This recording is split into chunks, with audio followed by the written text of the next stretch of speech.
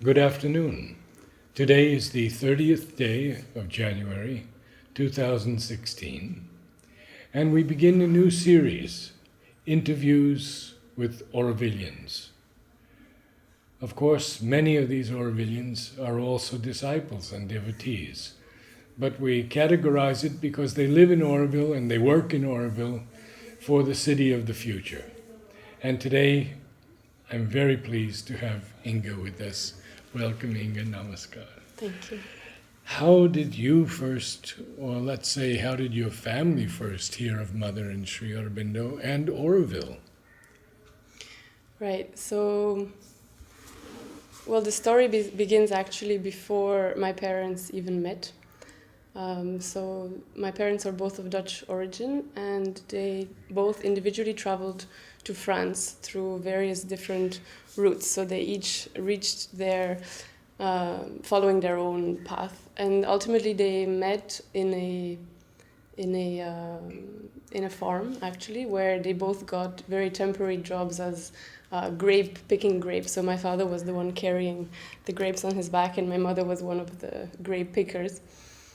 And so already there was a whole set of coincidences which made it happen that they both reached that very same place in France. So that is another story by itself. Where is it in France? So this was in the center of France, so in the Massif Central. So it's kind of in the between Vichy, Rouen. It's in that triangle, really in the center. And so they met. At first they didn't really speak or interact very much, but as soon as they started to meet more often, and they actually stayed in dorms, even though they were separate dorms, they did interact quite a bit. And at that time, my father already knew about Sri Aurobindo, and in fact, he carried a small picture of him in Sri Aurobindo's younger years, when he was still with the black hair, beautiful mustache, and so the way in which they started to interact was actually my mom asking him who was on this picture. How old were your parents at that time? So my mom was 25 and my dad was 34 or 35. Mm-hmm. So she asked him about that picture. So she asked him about that picture, who was on that mysterious picture. And so they got to talking, and of course they became friends, and then eventually they got together and traveled back to the Netherlands. And then, but my father was initially the person who introduced my mother. And I think at that time they weren't yet really aware of what Oroville was, or that there even was such a place. And so over the years, Oroville came up in the picture. So, the idea that, there is this place in India. And so, of course, it was in the back of their minds to perhaps one day go and see what it was all about.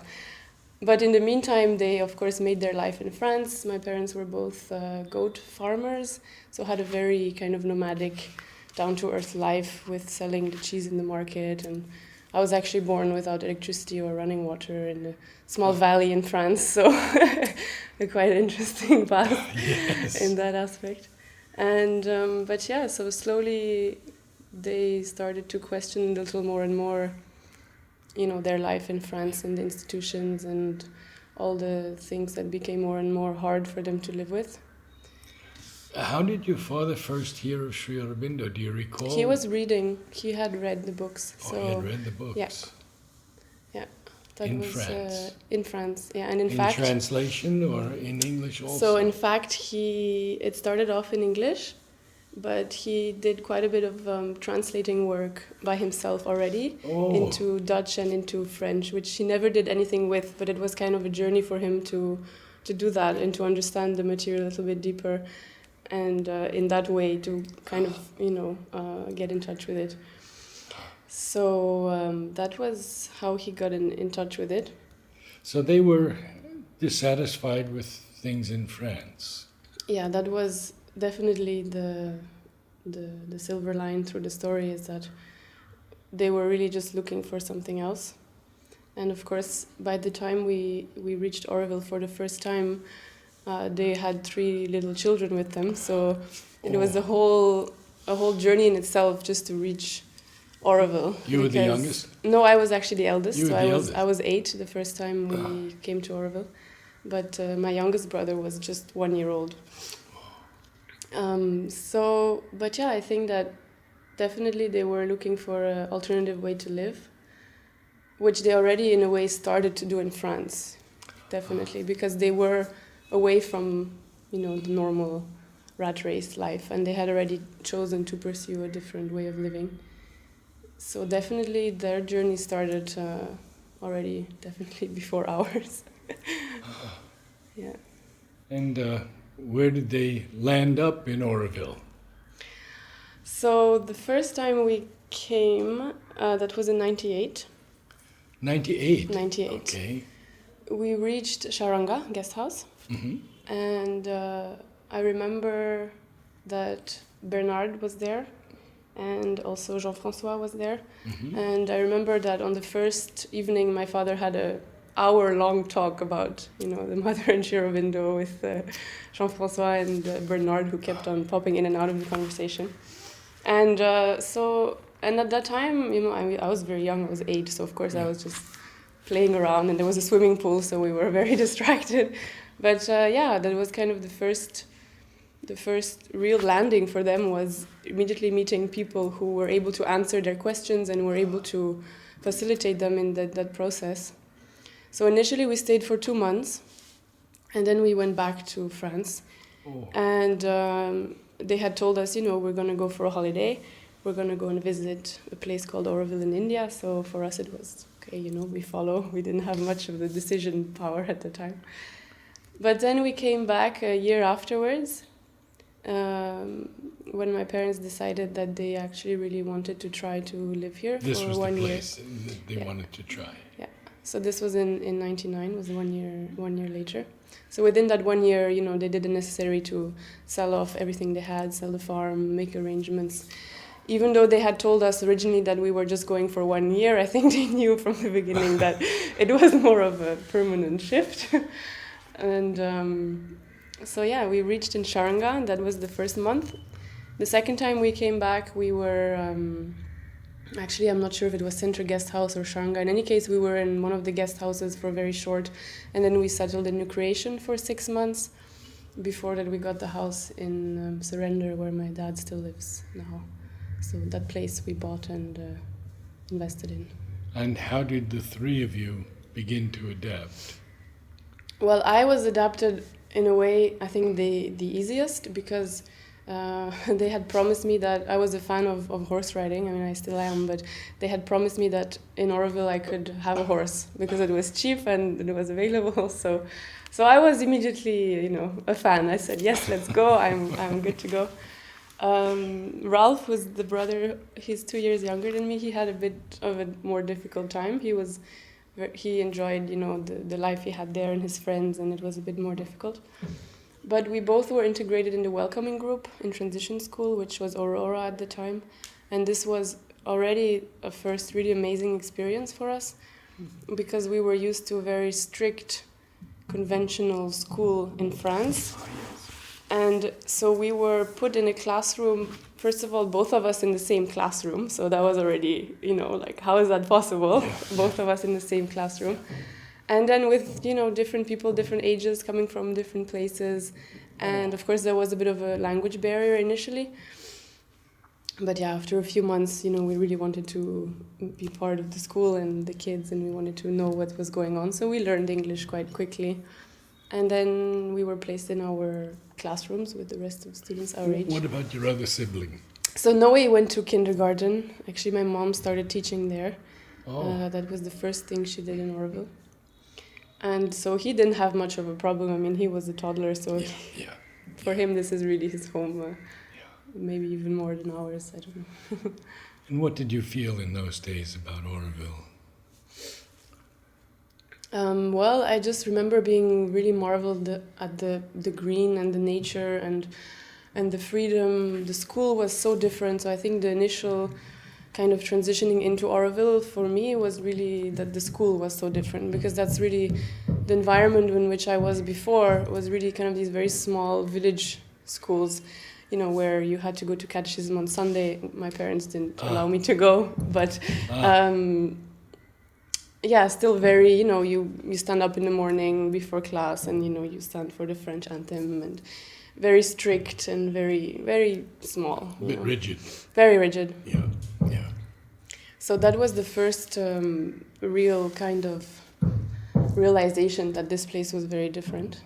Definitely was in terms of the school. And I also remember that somehow the children were different, even though, we didn't know each other. Everyone was curious about, where you are, where you came from, who you are, things like that. So those are kind of the initial memories before I started asking, about the deeper questions. What is the meaning of Oroville? Why are we here? And things like that. So, of course, that came a bit later when I was like 13, 14. I think the first few years were just happy childhood memories. Oh, wonderful. Yes, Yeah. yes. Yeah, for sure. Yes, of course, the green belt already was existing when you came. Yeah, and I think, we went to school by cycle. I was horse riding a lot, so we went around everywhere also with the horses. And we were living in surrender, so everything was close by, so you had the sense of safety, certitude. The playground was very lively. That's where everyone was. And yeah, it was just a really, the years just flew by, and it's just kind of a warm, fuzzy memory if I remember it now. So did you then go to high school? Yeah, so after transition school,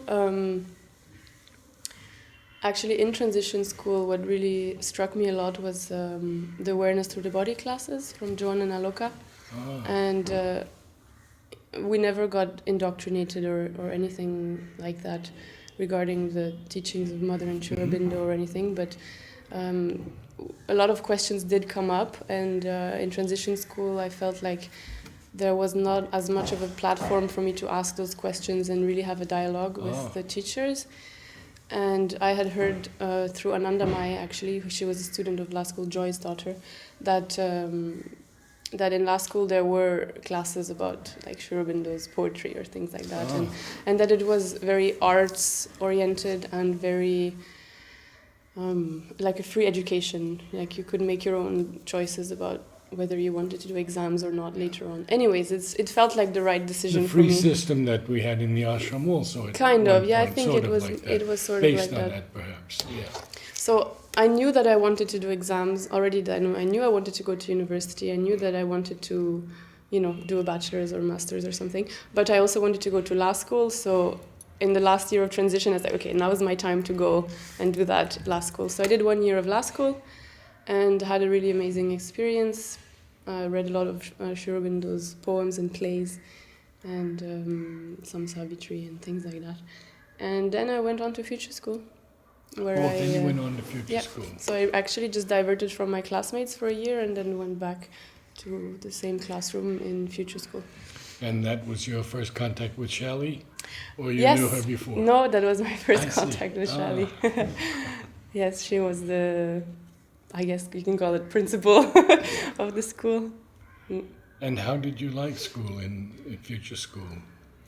Well, I loved it. I mean, I went back to teach there now, so I I'm still see. teaching there now. Yeah, I was going to ask you next about your after education, what you began to do. Well, already when I was there, I was actually teaching. And my grandfather was a teacher, my uncle was a teacher, so I think somehow. Your grandfather? No, we haven't heard of him. Yeah. He Tell was us a about Greek him. and Latin Tell teacher. us about him.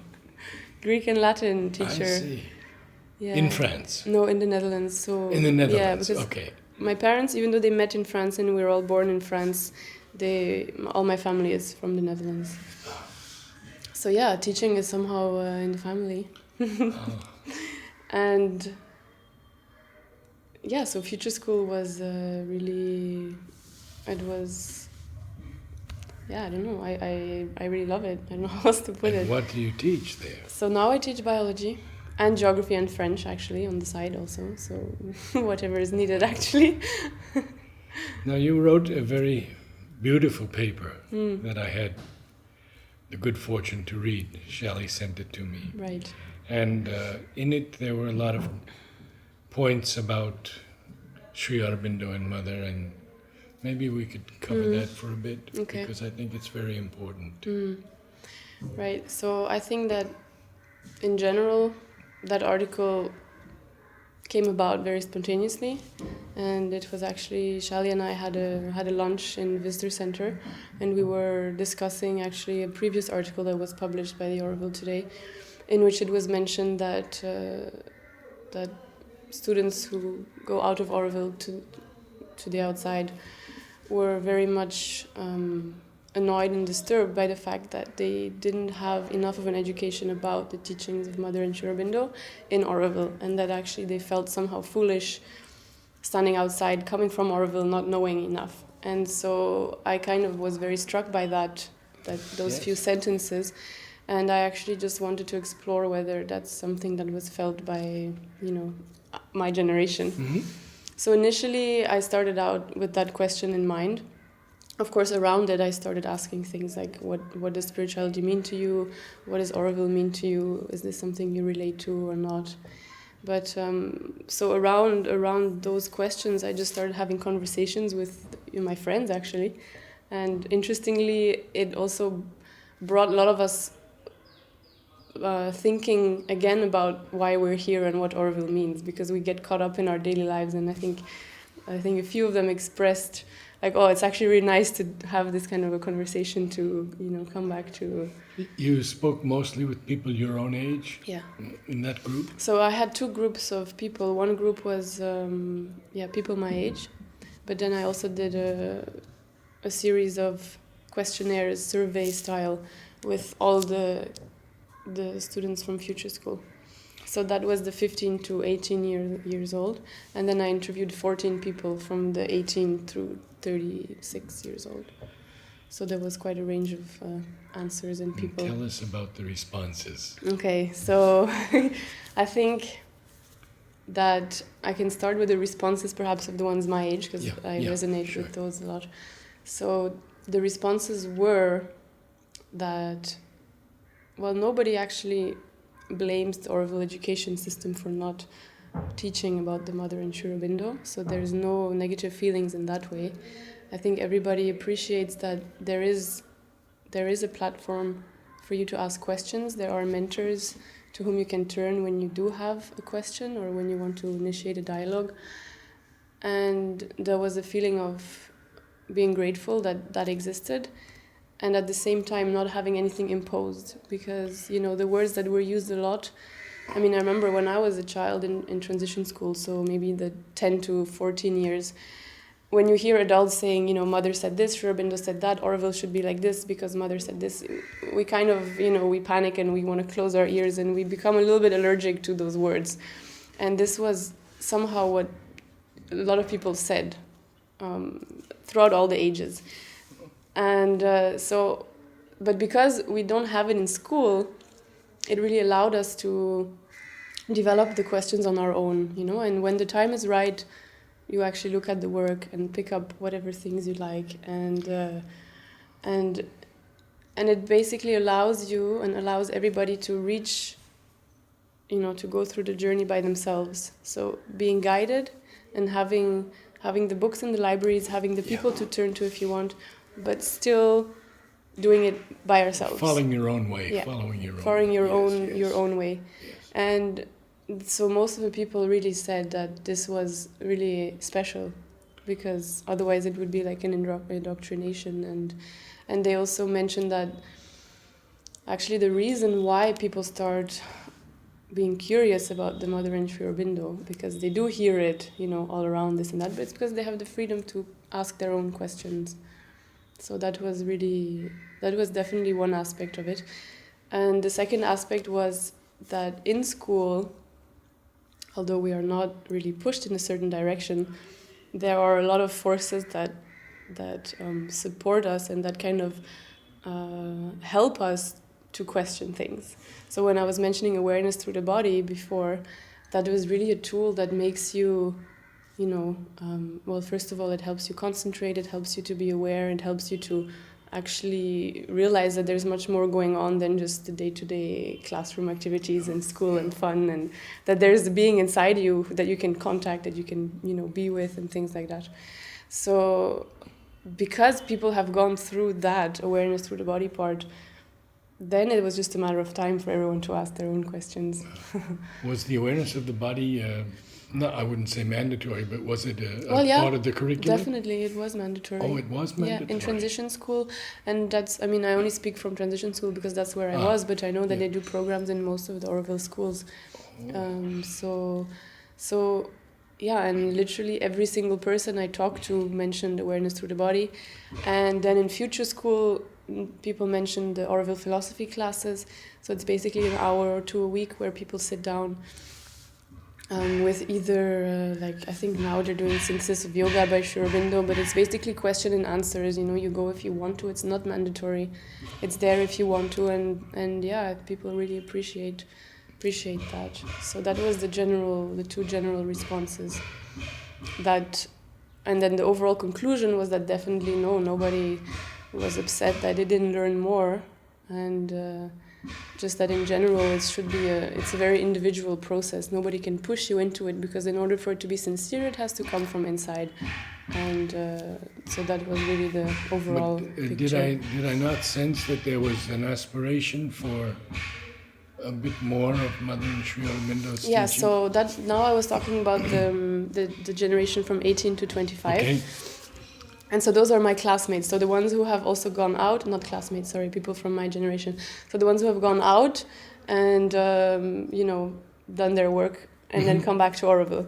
But the younger generation, so again, I speak only for the ones that were in future school, about half of them said, actually, we would like a little bit more, to know a little bit more about actually also Oroville and the teachings of the Mother and Sri Aurobindo. And so, yeah, I think now at this point, we're talking about organizing a whole set of actually talks together with pioneers, and to make it very relatable. Why is the beginning of Oroville? Because as time goes on, the further and further away we go from the generation of the pioneers who first came, the children also are more and more distant from the origin of Oroville. So it's very important to keep that connection actually alive. Because when you see the pictures, like the barren soil and the first communities, and when you see someone in the picture that who was there at the beginning, it's really very different. You feel very differently about Oroville. You really start to, to feel a stronger sense of belonging in a way. So I think that aspect has to be definitely worked on. And we want to do this not only for future school, but just for a lot of the schools, so it can be open sessions for anybody, even. Well, I like that very much. Shelley had mentioned it to me, and it's not like lectures at all. It's just sharing. Yes, with slideshows and pictures and stories. Because if you talk to Johnny, for example, and like I was talking to you last time, you told me some small little anecdotes, but they're very touching, and I think it's what we need to be able to relate to. So definitely, it's an important. Can you tell us a bit about your work today in Oroville? Okay, so today, so when I came back, I immediately started working in future school, because it was a way of giving back to future school, to the people who have actually given me so much, and because I enjoy it. I studied partly biology, but that was never. From the beginning, I knew that wasn't going to be my main focus. So it's something I enjoy doing, and it's something that keeps me very, I just really enjoy doing it. It feels good.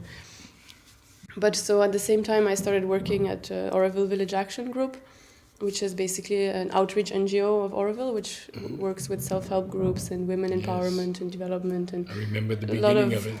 Right. So do a lot of wonderful programs. Yes. And so I started working there actually as well.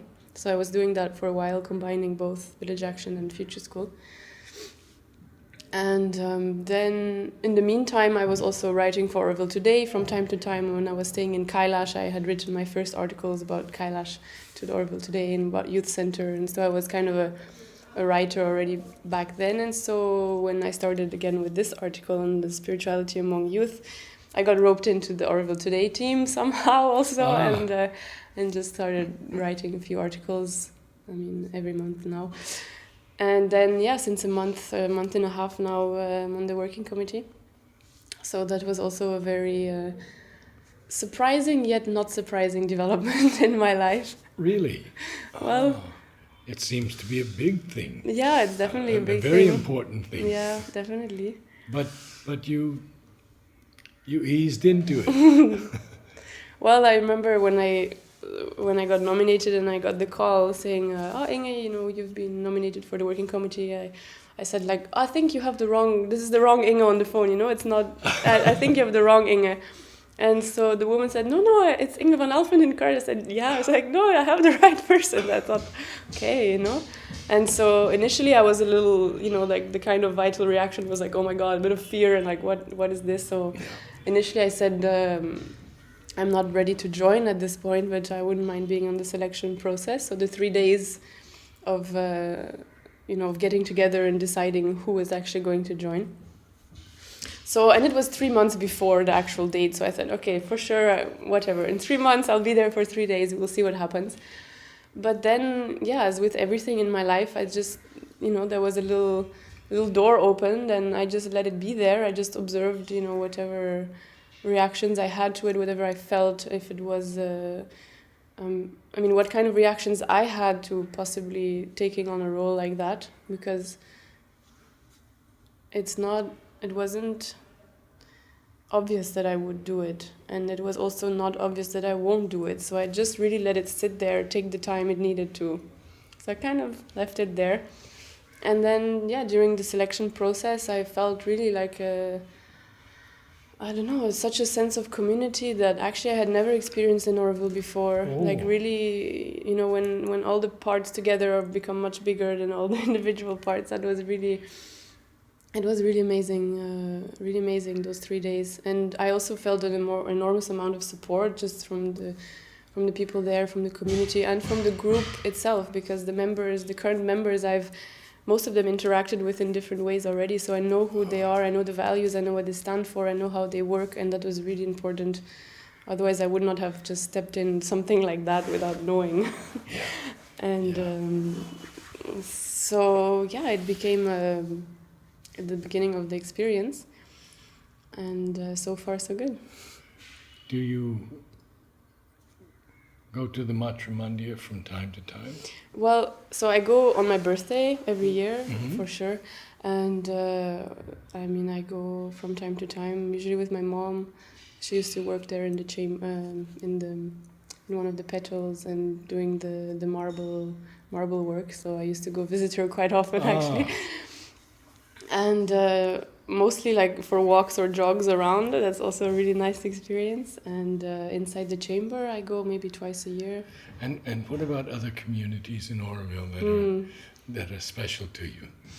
What do you mean, other communities? For example, there's Savitri Bhavan. Okay. Right, so Savitri Bhavan I actually remember very clearly from talks from Shrodalu. So again, this was really before I came back. But they always seemed to me, kind of distant, far away. I never really had much to do there. I think for the younger generations it's not as accessible as it maybe should be, because a lot of people are maybe a bit timid, and perhaps if I want to go for 15 minutes, but then I'll feel shy for like getting up in the middle, or maybe afraid of offending someone, and then so it's a very well, that's important to know. Yeah, definitely, and that resonated really a lot with the younger generations, this idea that Savitri Bhavan is not for us. Oh. Yeah. Which makes sense in a way. Yes, of course. It's it's a very serious place. Yeah, exactly. But everything should be for all of us. Yeah, And in time it will be. Exactly. So I'd like to ask you next about some of the various communities in Oroville and your experiences with them. You mean living inside, or just the community life? The community life itself, or the feeling of the community, and. Okay. Again, I think that it really changes. It varies a lot from community to community. I remember, visiting my friends in Gaia, for example. All the children, I think, are always the life of the community, and a lot of what the adults, I mean, when the adults come together, it's to coordinate the children playing, and so somehow it's a lot around children. In Courage, where I live as well, I mean, it's kind of the life of the community is the children playing.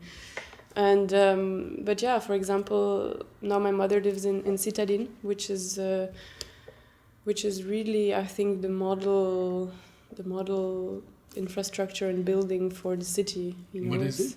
Citadine, so it's basically the apartment complex. 45, more than 45 people live in, you know, very small space, and share a kitchen together, and you know, have a very, very strong bond among most of the community members. They meet, for example, every day for lunch. So even if it doesn't mean that we have to have a conversation every day, but just being together. So that's definitely a very tight-knit community that there is. Back in the day in Aspiration, they used to have also cooking every night, so everybody used to gather around for that. It's somehow always around food. It seems to be a social bonding experience. Otherwise, yeah, I mean, Kailash, where I lived, so that's kind of the youth, let's say, it's the step between living at home and actually living by yourself, because it's 14 young people living together, contributing and cooking every night, and sharing other community responsibilities, like taking care of the water pump or the gardens or whatever. And so that was also something really special, which I don't think exists really anywhere else, to have a... It was literally 1.5 kilometers from my home, so it wasn't such a tremendous step, but still you live by yourself, and you go there when you're 16, and you're supported. There's weekly meetings, so whatever goes wrong gets discussed, and problems get solved, and so that's another community I experienced. Also, then the youth center is definitely another important community for the youth. Just a place where, you know, they feel safe, and they can actually be as creative as they want, and do amazing things. What about sports? What about sports? Well, I think sports is definitely a very important part of education. I mean, it is definitely an important part of education. And so in transition school and most other schools, the children, they follow the sports program of Deha Shakti Sports, which is basically, I think, from 3:30 till 5. I'm not sure the timings. Anyway, it's every afternoon after school. There is a sports program, so there's literally 100, 150 children, and they do everything, you know, from football, volleyball, basketball. They do every year. They organize a Run for My Heart, so it's like a marathon for all the children. So very important part, and that goes up until, let's say, the age of, I think it's 14. Which means that afterwards, when they join, let's say, the high schools, they are responsible for their own sports curriculums. So that means that they literally can choose their own activities that they choose to follow. So a lot of them will go into, you know, there's a swim team, for example, or then there's the girls who do the horse riding, so they do that passionately, so definitely can't say they don't do sports. Yes. And then there's the boys who play football 3 times a week. There's the Oroville basketball team. I think there's tennis, badminton. I think there's cricket is obviously huge. It is. Yeah. Actually, there's the ultimate frisbee. Now we have I think at national level ultimate. I think it's called ultimate frisbee. I think it's ultimate. Yeah. Frisbee, yes, I think so. So some of my friends are involved in that, and they're very proud. They're actually traveling to the UK, for example, for championships and things like that. So, yeah, it's very a lot of options. Definitely, very important part of growing up. To go a little deeper, what writings of Mother and Sri Aurobindo have moved you the most? So it actually depends. Maybe it's because the mother was a woman, but I read her work when it comes to everything that happens on the inside.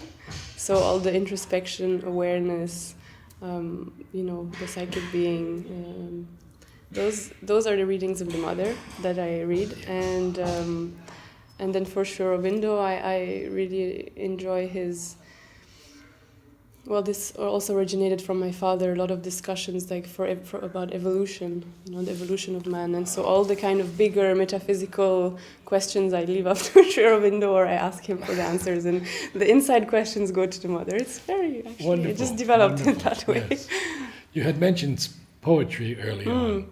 Do you love poetry? Actually, my father was a poet as well, so I think I read some of his poetry. And one of the first things we read in law school was actually God's Labor, the poem by Aurobindo, yes. and I was amazed. I don't know how else to put it. Yeah. Just at how many levels you can read it, and how it was just really mind-blowing. And so definitely his poetry, like reading Savitri again, you can read it as a simple story, or you can go as deep as you want, and it's really amazing that you can do that with one piece of writing. And so music in Oroville and dance. Music and dance. Well, I just arts, music, dance. I just was part of a fashion show, for example, something I never would have thought I would do either. It was also a really nice experience. Music. I mean, people are involved in lots of different things. The choir is also one of my very fond memories. You sang in the choir? Yeah, that was one of the first performances I ever did was with the choir in Bartnivas. With Nuria? With Nuria, yeah. So yeah, music is... although I think music could probably play a larger role.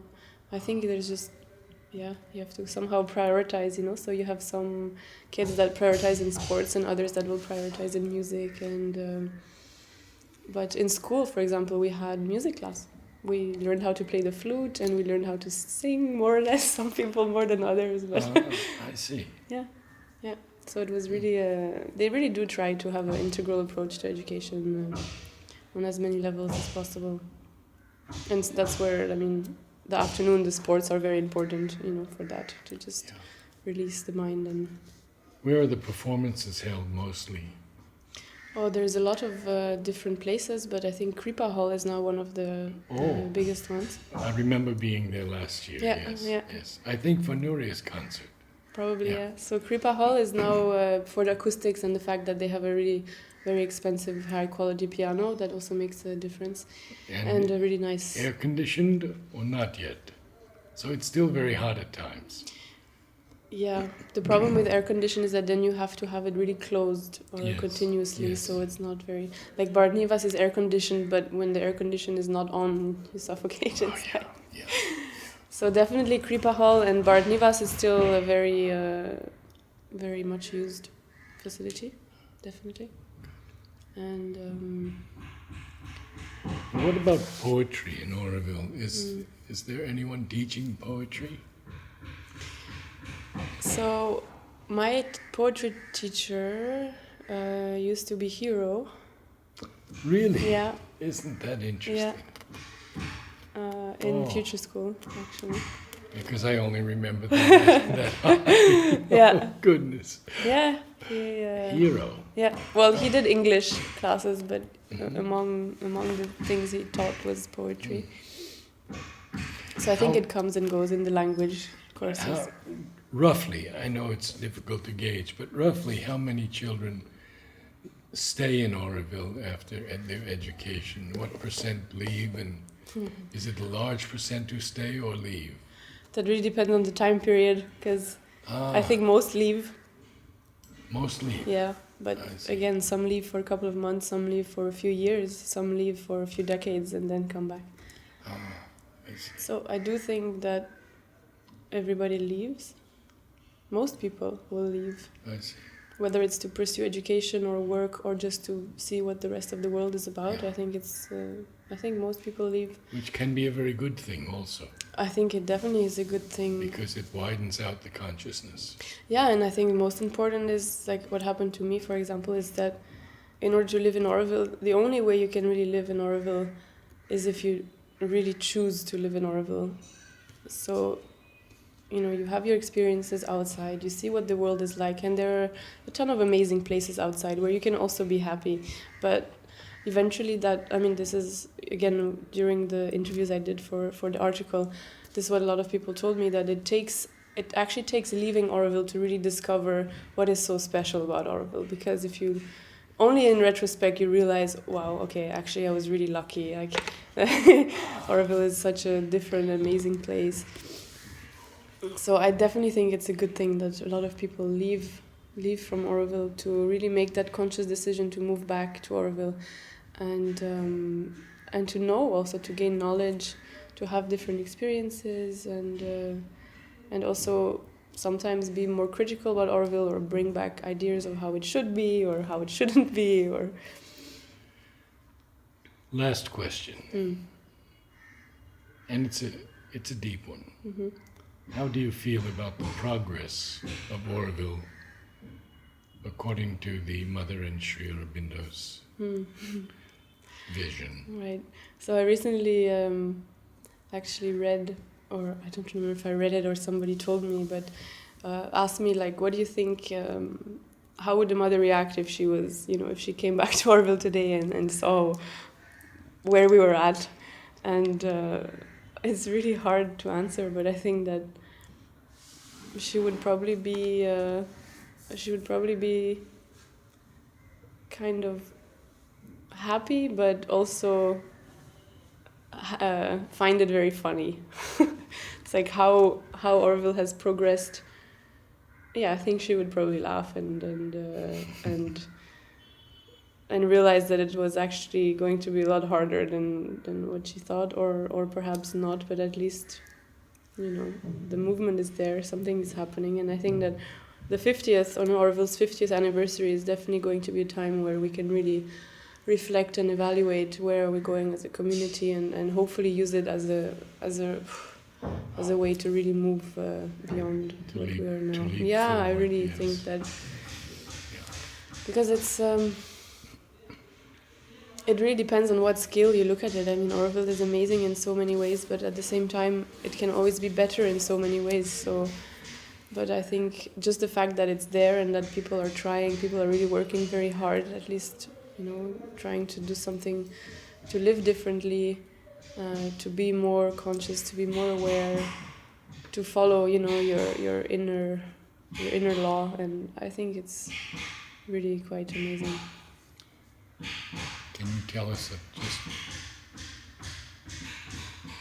a few things about your own experiences in the yoga, if you wish? Okay. If you wish. So, I think that most of the time I'm in a kind of robot mode, you kind of just keep going about your day, and you have your thoughts, your worries, and your mind is a chaos. But then when you start to, at least for me, if you start to sit down and just, close your eyes and just already start to to pick at all the pieces in your mind and put them in line, put them in place, let them be in peace, and then also just be an observer, don't judge, just see what comes, see what's there, and take what you want and leave what you don't want, just make the conscious choice of acting in this way or acting in that way, reacting in this way or reacting in that way, and taking moments of the day to just actually be more aware, and also to align, let's say, each part of who you are with, what you actually, where you want to go, without giving it a direction, without formulating the direction, but just trusting that where you're going is where you're supposed to go. And I think that's the most, it's what at the end of the day brings me the most, like the sense of, I'm at the right time, at the right place, this sense of tranquility. Actually, you don't have to be stressed about, okay, I have to do this or that. And I think it just in Oroville in general, and I'll give you one example, with people, it's very easy to give in to the little fears, and you're working, for example, you're stressed, and different people think in different ways. But then if you just pause, realize that we're actually, everybody in Oroville is trying to do the same thing, go to the same place, then you align yourself, and then all the rest doesn't matter anymore. So I had a very an interesting experience in school. Actually, it was me and so another woman who was working in school, and we were having a disagreement about something, which was, it was kind of weighing us down both for a few weeks, because we really saw things in a very different way. And so one day we really confronted each other in the office, and we started, to really verbalize what each of us were thinking.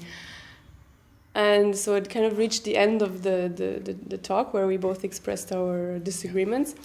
But then we both kind of paused, and, just naturally I asked her, like, oh, do you want a hug? And so she's like, yeah, I want a hug. So then we hugged, and there was the moment of change, like, okay, we have our disagreements, but we're here for the same thing. And that was like, yeah, it was somehow, like, that happens, I don't know, many, many times. And it's like, wonderful. I don't know, that's quite amazing, I find. Great. Thank you so much. You're welcome. Thank you. It was wonderful. Thank you. Thank you.